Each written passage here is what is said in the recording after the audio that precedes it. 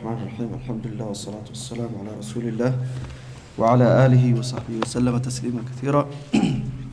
Inshallah, today we will discuss chapter of Salatu'l-Khauf. Topic is Salatu'l-Khauf, the salah when there is fear, al-Khauf. So Salatu'l-Khauf is not a separate salah. It's the 5 daily prayers. How to pray the 5 daily prayers when there is war or there is fear. There is active war going on, or when there is when the enemy is attacking a city, or when the Muslims in the battlefield. So Salatu'l-Khauf ليس لها سبب إلا الخوف حضرا أو سفرا. So it can be while you're traveling, or it can be when you are in your city, in your town. So the town can be under attack, or you can be traveling to meet your enemy. So Nabi Sallallahu Alaihi Wasallam, he prayed in different ways.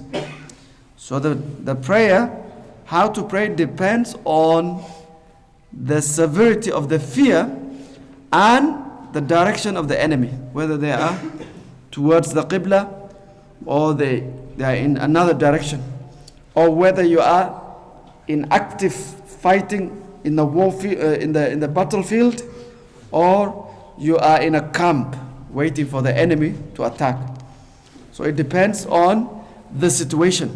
Sometimes you pray while you are on your horse, riding your horse. Sometimes on foot. Sometimes while in the camp in Jama'ah. And the Jama'ah, how to pray in Jama'ah is different. So Allah subhanahu wa ta'ala said, فَإِنْ خِفْتُمْ فَرِجَالًا أَوْ رُكْبَانًا. If you fear, then you pray walking, فَرِجَالًا. أَوْ رُكْبَانًا means you are riding. So you pray to the best of your ability. Sometimes the Sahaba, they used to pray nodding their head only, gesturing. So Nabi Sallallahu Alaihi Wasallam, he used to send spies, people who will spy, who will go to the enemy camp, and they will stay there for days, for weeks, for long. And if they pray the salah, then the enemy will know who they are. So they don't pray the normal way. So they will live with the enemy, within the enemy, and they are gathering information, and they will do their prayer on time. So this shows the importance of the salah, the 5 daily prayers, and the jama'ah. Even when there is war, Allah subhanahu wa ta'ala is telling us how to pray in jama'ah. Allah said, وَإِذَا كُنْتَ فِيهِمْ فَأَقَمْتَ لَهُمُ الصَّلَاةَ فَلْتَقُمْ طَائِفَةٌ مِّنْهُمْ مَعَكَ وَلْيَأْخُذُوا أَسْلِحَتَهُمْ. When you lead them in prayer, when during war, say divide them into groups, and they should take their weapons, their asliha, وَلْيَأْخُذُوا حِذْرَهُمْ, and they should take precautions. So the salah is so serious. Even on the battlefield, the salah, there is no exemption, there is no excuse. You have to do your prayer. So salah is the most important thing in Islam after the shahada. So the hadith, Abdullah bin Umar bin al-Khattab, Abdullah, he said, قال صلى بنا رسول الله صلى الله عليه وسلم صلاة الخوف في بعض أيامه التي لقي فيها العدو. So he said, the Prophet صلى الله عليه وسلم led us in Salatu'l-Khauf, the fear prayer, when he was meeting his enemy, when the enemy were facing him. So فقسم أصحاب طائفتين, he divided them into 2 groups. فقامت طائفة معه وطائفة بإزاء العدو. So one group prayed with him, behind him, the first rak'ah, and the other group, they are standing towards the enemy. They are on guard. So one group is praying with him in the first rak'ah, the other group, they are facing the enemy. فصلى بالذين معه ركعة ثم ذهبوا.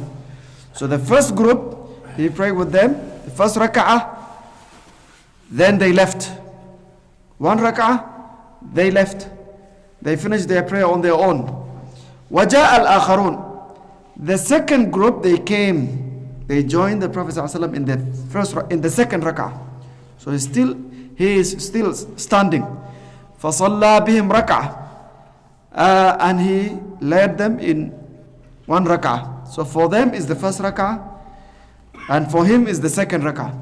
وَقَضَتِ الطَّائِفَةِ طَائِفَتَانِ رَكْعَةً رَكْعَةً. So each group, they prayed one rak'ah on their own. So the Imam, Nabi Sallallahu Alaihi Wasallam, he was leading them one rak'ah only. So this is how he prayed in this.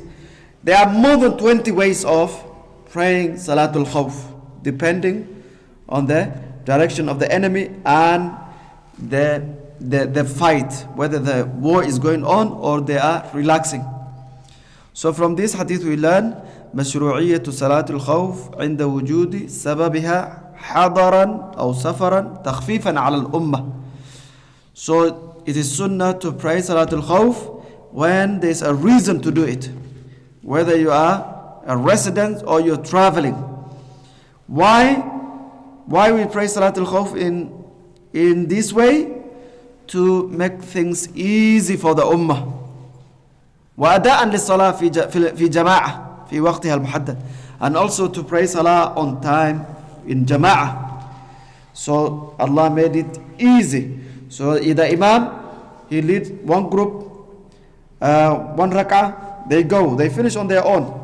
The second group join him in the second rak'ah, he finishes salah and they finish their prayer. So this shows the importance of jama'ah and the importance of salah. أن الحركة الكثيرة لمصلحة الصلاة أو للضرورة لا تبطل الصلاة. So from this hadith we learn that excessive movement during salah for the benefit of the salah will not invalidate the salah. When there is a need, when there is necessity, when you make movement, when you during salah, when you're walking and coming, this movement, this harakah will not nullify the salah because it is for the maslahah of the salah. الحرص الشديد على الاتيان بالصلاة في وقتها ومع الجماعة فقد سمح بأدائها على هذه الصفة محافظة للصلاة. So he said this hadith shows the effort the Sahaba they will put, how much effort they will put in praying their salah within the time with the jama'ah. So how eager they were, how keen they were to pray their salah. And another lesson he said أخذ الأهبة وشدة الحذر من أعداء الدين الذين يبغون الغوائل للمسلمين. So this hadith shows that always you have to prepare yourself and you have to take precaution when you're facing your enemy. When you're facing the enemy, because the enemy, they will ambush, they will cut you off guard. So you have to, as Allah said, وَلْيَأْخُذُوا أَسْلِحَتَهُمْ وَلْيَأْخُذُوا حِذْرَهُمْ وَخُذُوا حِذْرَكُمْ الْحَذْرِ. You have to take precaution, you have to defend yourself, you have to. So the salah, still you have to do it, but you need to prepare yourself. Another way of praying salah in another hadith, عن يزيد بن صالح عن سهل بن أبي حثمة قال, he said, إن طائفة. So he is describing a different way of praying Salatu'l-Khauf. So Nabi Sallallahu Alaihi Wasallam, he divided his Sahaba into groups. He said, إن طائفة صفت معه وطائفة وجاه العدو. He said, one group, they prayed, they lined up with the Prophet Sallallahu Alaihi Wasallam. Another group, they're facing the enemy. فصلى بالذين معه ركعة ثم ثبت قائما فأتموا لأنفسهم. So in this hadith, Nabi Sallallahu Alaihi Wasallam, he led one group and he led one group, one rak'ah. They finished their prayer. They finished the second rak'ah on their own. But Nabi Sallallahu Alaihi Wasallam, he remained standing in their standing position for the second rak'ah. ثم انصرفوا وجاء فصفوا وجه العدو. Then they left. The second group came. وجاءت الطائفة الأخرى فصلى بهم الركعة التي بقيت ثم ثبت جالسا وأتموا لأنفسهم ثم سلم بهم. So Nabi Sallallahu Alaihi Wasallam, when the second group joined him, he prayed the second rak'ah for him. He prayed second rak'ah. Then he remained seated in the tahiyyat position. He remained sitting, and they got up. They finished the first rak'ah, and then they joined him before the salam in the tashahhud. So the first group, they joined the Prophet ﷺ in the first takbir. The second group, they got the last taslim. So each group, he treated them fairly. So one group, they are with him at the beginning of the salah, first takbir. The other group in the taslim. So this is another way of praying, where he was waiting in the tashahhud position. So they did everything on their own. They joined him in the tashahhud. So the ulama, they say, all this depends on the situation, how the enemy is facing them. So the lesson we learn from this, here there are different ways of praying. but الاتيان بالصلاة على هذه الكيفية هي مناسبة حيث العدو في غير جهة القبلة. So when the enemy is in other direction, then this is how the Sahaba and the Prophet ﷺ used to pray. وفيه مفارقة المأموم لإمامه لمثل هذا العذر. From this hadith we learn that the ma'amum, the follower, can leave the imam. He can break his salah when there is an excuse, when there is udhr. Like we mentioned in the hadith of Mu'ad, when Mu'ad prolonged the salah, he prayed long salah, atal al-qira'ah. There's an old man who was praying behind him, so he could not wait. So he just broke up, he left the salah and he went to the corner of the masjid and he prayed on his own. وَلَمْ يَأْمُرُهُ النَّبِي صلى الله عليه وسلم بِالْإِعَادَةِ. The Prophet ﷺ did not tell him to repeat the salah. So sometimes when there is a need, when there is a reason, when there is a valid reason, you can break off from the salah, from the imam, and finish your prayer. Like the Sahaba, they did now. They joined the Prophet ﷺ in the takbir, the first rak'ah, and then they left. And the second group, they joined him. He is sitting for the tahiyyat. They are finishing what they missed. So because there is a need in this situation. Another way of praying is, Jabir, he said, شهدت مع الرسول الله صلى الله عليه وسلم صلاة الخوف.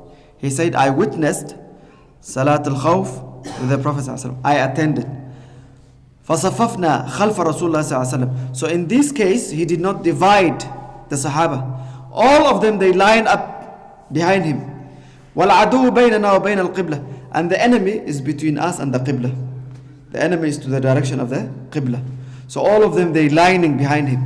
فَكَبَّرَ النَّبِيُّ صلى الله عليه وسلم وَكَبَّرْنَا جَمِيعًا. He said, Allahu Akbar. All of them, they said, Allahu Akbar. ثُمَّ رَكَعَ وَرَكَعْنَا جَمِيعًا. He said, he went to ruku'. All of us, we went to ruku'. ثُمَّ رَفَعَ رَأْسَهُ مِنَ الرُّكُوعِ وَرَفَعْنَا جَمِيعًا. He lifted his head from ruku'. We all followed him. ثُمَّ انْحَدَرَ بِالسُّجُودِ وَالصَّفُّ الَّذِي يَلِيهِ. When the sujood time came, he said, the Prophet ﷺ went down sujood, and the first line went with him. They went sujood. They went down sujood. وَقَامَ الصَّفُّ الْمُؤَخَّرِ فِي نَحْرِ الْعَدُوِ. The back row, the last saf, remained standing, facing the enemy. So Nabi Sallallahu Alaihi Wasallam, he is in sujood. The first saf, the first row is in sujood. The second row, they are standing. They didn't go down sujood. They're facing the enemy. فَلَمَّا قَضَى النَّبِي صلى الله عليه وسلم السُّجُودِ وَقَامَ الصَّفُّ الَّذِي يَلِيهِ انْحَدَرَ الصَّفُّ الْمُؤَخَّرِ بِالسُّجُودِ. So when the Prophet صلى الله عليه وسلم, he lifted his head from sujood, and the first line, they came off sujood. The second line, they did their sujood at this moment. Nabi sallallahu alaihi wasallam, and the first line, they remain facing the enemy. So this is another way of praying. So they do everything together except the sujood. The imam and the first line, they go down sujood. The back row, they remain facing the enemy. They don't go sujood. So when the first row finish their sujood, the second group will join them. So this is another way of praying Salatu'l-Khauf. Salatu'l-Khauf على هذه الصفة المذكور لوجود الحالة المناسبة. So in this صفة, in this description, the enemy is towards the Qibla. So that's why they're all praying together. And he said, الحراسة هنا وقعت في حال السجود فقط. So the guarding here, the protection, it happened only at the time of sujood. So at the time of sujood, one group remain on guard. They don't go down sujood. لأنهم في غير يرون العدو, because when they are standing and when they are in ruku', they can see the enemy. They can see the enemy. That's why they didn't join the Prophet ﷺ in his sujood. فيه بيان حسن القيادة وتدبير الجيش وإبعادها عن المخاوف ومفاجآت الأعداء. So he said, this hadith shows the Prophet ﷺ, how he used to lead his army, the way he will arrange the army, the way he will protect them, the way he will safeguard them from any ambush that the enemy might, from any attack. وَاتِّخَاذُ الْإِحْتِيَاطَاتِ. So he was extremely careful, because the enemy can take advantage of the time of salah. وفيه بيان العدل وأنه مما تحلى به النبي صلى الله عليه وسلم في جميع أحواله. So from this hadith we learn how fair the Prophet صلى الله عليه وسلم was. He was fair to all of his Sahaba. فقد عدل بينهم بالحراسة. So he was fair when they will be on guard. So the first row, when they are in sujood, the second row will protect them. When the second row in sujood, the first row will protect them. So he was fair to all of them. وعدل بينهم بالصلاة. فكل من الطائفتين صلت معه ركعة. So he will be fair to them in the salah. One group will pray with him 1 rak'ah, the other group 1 rak'ah. وفيه أن الحركة المطلوبة ولو كثرت لا تخل في الصلاة كالتقدم إلى المكان الفاضل ونحو ذلك. So same thing, this hadith shows that when you make harakah, when you move from one place to another place, when you step out, step backward, forward, this will not harm the salah, this will not invalidate the salah. So sometimes when you're in the row, if you see an opening, someone left an opening, so you can step forward and you can join the first row. You can fill the gap. You can make movement. If you see someone not in the line, you can point to them to be in the line. So this kind of movement is necessary. So it will not invalidate the salah. It will not damage the salah. So the Salat-Al-Khauf, there are different ways of praying Salatul-Khauf, and Allah subhanahu wa ta'ala described how to pray Salatul-Khauf in Surah An-Nisa. Salatul-Khauf is not a separate salah. It is the daily prayers when there is fear, when you are worried about your safety, when you are not sure what will happen. Now in our time, the warfare is different, the weapon is different, the techniques of fighting is different. So there are bombs falling, there are fighter jets, there are missiles, there are, people, the way we fight in our time is different. So you can pray the way, whichever way you can. So Allah says, فَاتَّقُوا اللَّهَ مَا اسْتَطَعْتُمْ. Do your best, fear Allah to the best of your ability. You don't have to pray this way. You don't have to pray in jama'ah. You don't have to face the qibla. You can pray while you're running for your life. You can pray while the bombs are falling, but you protect yourself, you look around. So Salatul-Khauf, there is no specific way of praying it. Nabi Sallallahu Alaihi Wasallam, he prayed in different ways. The ulama, they said more than 20 ways. depending on the fear they had at that time. So in our time, when a city is under attack, you know your situation. The people, they know their situation. They pray the way you never abandon the salah. You never give up on salah. Even on deathbed, you never leave your salah. Even at that time, when, like Syria now, the people in Syria, may Allah save them, there's bombs falling on their head every single day. The houses, being demolished. So even in that situation, they must try to pray salah. So salah, Allah subhanahu wa ta'ala said, وَعْبُدْ رَبَّكَ حَتَّى يَأْتِيَكَ الْيَقِينَ. Worship Allah until death comes to you. Al-Yaqeen. Worship Allah means pray your salah until death comes to you. Only when we die, then the salah is not required. As long as we breathe, as long as we are alive, we must pray salah. Just do what you can. If you can't make wudu, if you can't wash yourself, if you can't move, if you cannot do anything, you do what you can. So salah is subhanallah, is so important to Allah subhanahu wa ta'ala. Allah revealed the salah to the Prophet ﷺ in the heaven. When Nabi ﷺ went to meet Allah, that's when Allah revealed the salah one to one. All other parts of Islam, it was revealed while the Prophet ﷺ was in Mecca, in Medina, on earth.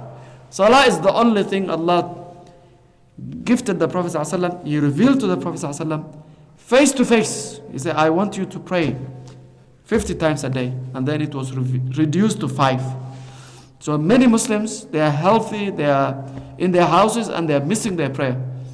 Fajr Salah now, sunrise is going up, it's all the way to, it's going to be 5 o'clock very soon. So we have to remind our families, our children, our spouses, that they should never be they should not be careless when it comes to the salah. Barakallahu li wa lakum fil Qur'an al-azim wa nafa'ani wa iyyakum bima fihi. Inshallah tomorrow we'll start Kitab al-Janaiz, funeral prayer, inshallah. If you have any questions. Barakallah. Yeah. In case of Salat al-Maghrib. No. How many